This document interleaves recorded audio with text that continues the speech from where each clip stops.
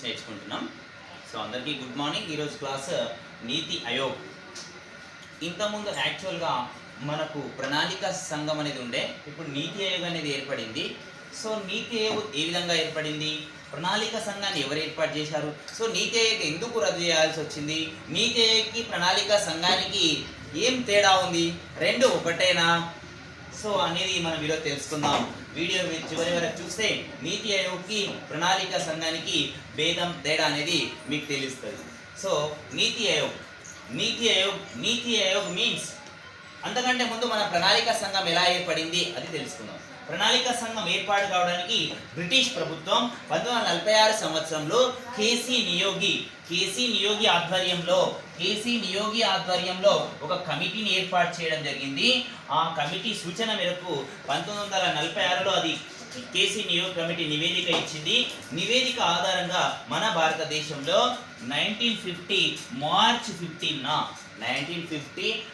15న ప్రణాళిక సంఘం అనేది ఏర్పాటు చేయడం జరిగినది.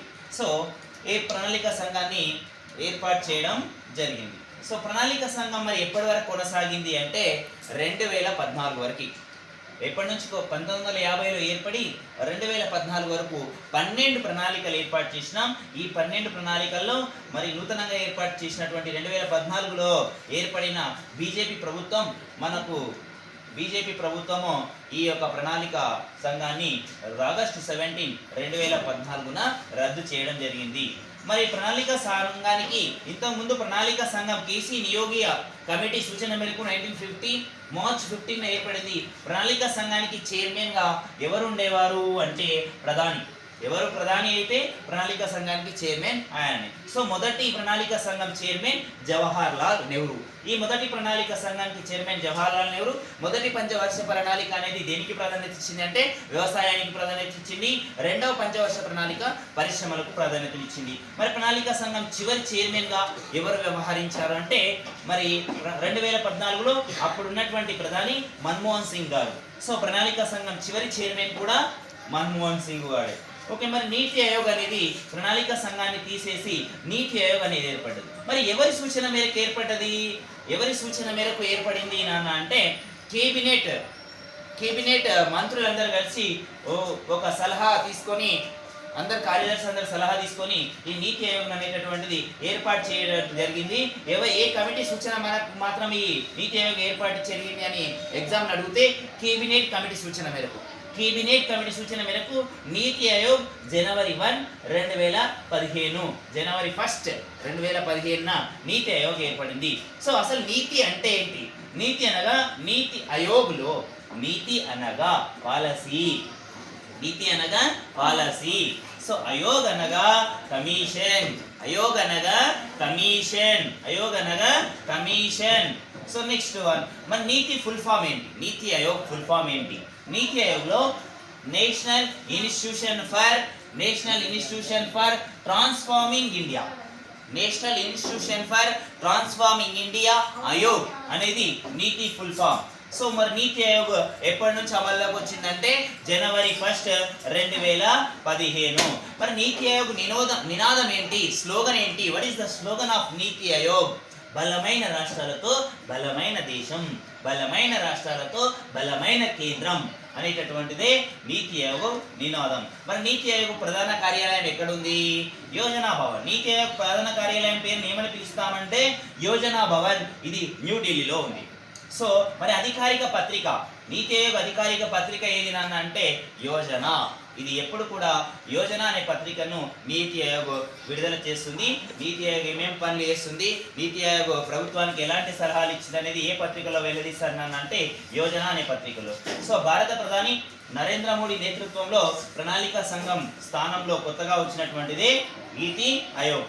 ఈ ప్రణాళిక సంఘాన్ని కొంచెం పునర్వ్యవస్థీకరించి జనవరి 1, 2015న నీతి ఆయోగ్ అనేటటువంటిది ఏర్పాటు చేయడం జరిగింది. మరి నీతి ఆయోగ్ తొలి సమావేశం ఎప్పుడు జరిగింది? ఫస్ట్ మీటింగ్ 2017 ఫిబ్రవరి 6న. సో ఏర్పడింది మాత్రం 2015 జనవరి 1, కానీ ఫస్ట్ మీటింగ్ 2017 ఫిబ్రవరి 6న ఎక్కడ జరిగింది నాన్న అంటే న్యూఢిల్లీలో జరిగింది ఫస్ట్ మీటింగ్. సో మరి నీతి ఆయోగ్కి అధ్యక్షుడు ఎవరు అంటే ప్రధాని. ఇంతకుముందు ప్రణాళిక సంఘానికి కూడా అధ్యక్షుడు ఎవరంటే ప్రధాని. నీతి ఆయోగ్కి కూడా అధ్యక్షుడు ఎవరంటే ప్రధానమంత్రి. మరి ఫస్ట్ నీతి ఆయోగ్ అధ్యక్షుడు ఎవరంటే నరేంద్ర మోడీ గారు. ప్రస్తుత నీతి ఆయోగ్ అధ్యక్షుడు ఎవరంటే నరేంద్ర మోడీ గారు. ఎందుకంటే నీతి ఆయోగ్కి అధ్యక్షుడు ప్రధానమంత్రి. మరి దీంతో పాటు నీతి ఆయోగ్లో ఒక ఉపాధ్యక్షుడు, ఒక సిఇఓ గారు కూడా ఉంటారు. సో మరియు అధ్యక్షులు ఎవరంటే నరేంద్ర మోడీ. సో ప్రస్తుత నీతి ఆయోగ్ అధ్యక్షులు నరేంద్ర మోడీ, ప్రధానమంత్రి ఎవరు ప్రైమ్ మినిస్టర్ గారు. Next one vice chairman. ప్రస్తుత నీతి ఆయోగ్ వైస్ చైర్మన్ సుమన్ బేరీ గారు. సుమన్ బేరీ. నెక్స్ట్ ప్రస్తుత మరి ఫస్ట్ వైస్ చైర్మన్ ఎవరంటే అరవింద్ పనగారియా. నీతి ఆయోగ్ మొట్టమొదటి వైస్ చైర్మన్ ఉపాధ్యక్షులు ఎవరు నాన్న అంటే అరవింద్ పనగారియా. సో మరి దీంతో పాటు ప్రధానమంత్రి, ఉపాధ్యక్షులు, దాంతో పాటు ముఖ్య కార్యనిర్వాహక అధికారి, ఈయననే మనం సిఇఓ అంటాం, చీఫ్ ఎగ్జిక్యూటివ్ ఆఫీసర్ కూడా ఉంటాడు. ప్రస్తుత సిఇఓ ముఖ్య కార్యనిర్వాహక అధికారి నీతి Aayog CEO BVR Subrahmanyam. Next మరి నీతి ఆయోగ్ మొదటి సిఇఓ అని ఎవరు అడుగుతారు? మొదటి ఉపాధ్యక్షులు అరవింద్ పనగారియా గారు. మరి మొదటి సిఇఓ ముఖ్య కార్యనిర్వాహక అధికారి సింధుశ్రీ కుల్లర్. సో మరి ఎవరు సభ్యులు ఉంటారు నీతి ఆయోగ్లో? అసలు సభ్యులు ఎవరు? దీంట్లో పూర్తికాలం సభ్యులు ఉంటారు, ఇద్దరు పాక్షిక కాల సభ్యులు ఉంటారు. ఈ పాక్షిక కాల సభ్యులని ఎక్కడి నుంచి తీసుకుంటామంటే ఫేమస్ అంటే మీన్స్ ప్రసిద్ధి పొందిన ఈ ఇద్దరిని కూడా విశ్వవిద్యాలయాలు, పరిశోధన సంస్థల నుంచి ఎంపిక చేసుకుంటారు. ఈ పాక్షిక కాల సభ్యులు ఎంతమంది ఉంటారన్నా నీతి ఆయోగ్లో? ఇద్దరు. వీళ్ళని ఎక్కడి నుంచి తీసుకుంటామంటే విశ్వవిద్యాలయాలు, పరిశోధన సంస్థల నుంచి ఎంపిక చేసుకుంటారు. నెక్స్ట్ వన్ ఇంకెవరు ఉంటారు మరి నీతి ఆయోగ్లో సభ్యులుగా? ఎక్స్ అఫీషియో సభ్యులు అంటే కేంద్ర మంత్రి మండలి నుండి నలుగురిని, అంటే నలుగురు కంటే ఎక్కువ ఉండొద్దు. ఎక్స్ అఫీషియో సభ్యులు ఎంతమంది ఉంటారు? నలుగురు. ఎక్కడి నుంచి తీసుకుంటారు వీళ్ళని అంటే కేంద్ర మంత్రులు ఉంటారు. ఆర్థిక మంత్రి, వ్యవసాయ శాఖ మంత్రి, రక్షణ శాఖ మంత్రి, హోం శాఖ మంత్రి, అలా కేంద్ర మంత్రి మండలి నుంచి నలుగురు సభ్యులను ఎక్స్ అఫీషియో సభ్యులుగా నియమించుకుంటారు. నెక్స్ట్ వన్ ఎక్స్ అఫీషియో సభ్యుల తర్వాత ఇంకా మరి ముఖ్య కార్యనిర్వాహక అధికారి. ఈయనని ఎక్కడి నుంచి తీసుకుంటాము అంటే ఈయన ఒక భారత ప్రభుత్వ కార్యదర్శి స్థాయిలో ఉండేటటువంటి ఒక అధికారి. భారత ప్రభుత్వ కార్యదర్శి స్థాయిలో ఉండే ఒక ఐఏఎస్ ఆఫీసర్ని ఒక నిర్దిష్ట కాల వ్యవధికి సిఇఓగా నియమించుకుంటాం. నెక్స్ట్ ఇంకెవరు ఉంటారు? ప్రత్యేక ఆహ్వానితులు, స్పెషల్ గెస్ట్. సాధారణంగా వీళ్ళు కూడా ఎవరు నాన్న అంటే కేంద్ర మంత్రులే. ఎక్కడి నుంచి తీసుకుంటాం ఈ స్పెషల్ గెస్ట్, ప్రత్యేక ఆహ్వానితులు కూడా? వీళ్ళు కూడా సాధారణంగా కేంద్ర మంత్రి మండలి నుంచే అప్పుడప్పుడు మన మీటింగ్లకు అటెండ్ అవుతూ ఉంటారు. నెక్స్ట్ నాన్న నీతి ఆయోగ్లో అసలు పాలక మండలి ఇంకా ఎవరు సభ్యులుగా ఉంటారు సార్? ఈ సిఇఓ, మరి ప్రధానమంత్రి, ఉపాధ్యక్షుడు వీళ్ళేనా? ఇంకెవరు ఉంటారు అంటే నీతి ఆయోగ్ పాలక మండలి సభ్యులు చూసుకున్నట్లయితే ప్రధానమంత్రి, చైర్మన్ ఎవరు నీతి ఆయోగ్కి? ప్రధానమంత్రి. నెక్స్ట్ నీతి ఆయోగ్ ఉపాధ్యక్షులు, ప్రస్తుత ఉపాధ్యక్షులు ఎవరు? సుమన్ బేరీ. నెక్స్ట్ నీతి ఆయోగ్లోని పూర్తికాల సభ్యులు ఎంతమంది? పూర్తికాల సభ్యులు ఉంటారు. నెక్స్ట్ నీతి ఆయోగ్లోని పదవీ రీత్యా అంటే మీన్స్ ఎక్స్ అఫీషియో సభ్యులు అంటే ఎవరు? కేంద్ర మంత్రులు. నెక్స్ట్ అన్ని రాష్ట్రాల ముఖ్యమంత్రులు కూడా నీతి ఆయోగ్లో సభ్యులే. నెక్స్ట్ శాసనసభ కలిగి ఉండి కేంద్ర పాలిత ప్రాంతం అయ్యి శాసనసభ కలిగి ఉన్న ముఖ్యమంత్రులు కూడా నీతి ఆయోగ్లో సభ్యులే. ఇంకెవరు సభ్యులు ఉంటారు నీతి ఆయోగ్లో అంటే lieutenant governors. Delhi lieutenant governor, okay, Puducherry lieutenant governor. So కేంద్ర పాలిత ప్రాంతాల లెఫ్టినెంట్ గవర్నర్స్ కూడా నీతి ఆయోగ్ పాలక మండలిలో సభ్యులు. మరి నీతి ఆయోగ్ ఏం పని చేస్తుంది? What is the goals of నీతి ఆయోగ్? నీతి ఆయోగ్ లక్ష్యాలు ఏంటి? సో మొదటి లక్ష్యం చూసుకున్నట్లయితే నీతి ఆయోగ్ అనేటటువంటిది కేంద్ర రాష్ట్ర ప్రభుత్వాలకు అవసరమైనప్పుడు ఆర్థికంగా, సాంకేతికంగా సలహాలను అందిస్తుంది. ఆర్థిక విషయాల్లో కానీ, సాంకేతిక విషయాల్లో కానీ సలహా అందిస్తుంది. ఇది కేవలం సలహా మండలి మాత్రమే, సలహా సంఘం మాత్రమే నీతి ఆయోగ్. నెక్స్ట్ వన్ ఇంకేం పనిచేస్తుంది?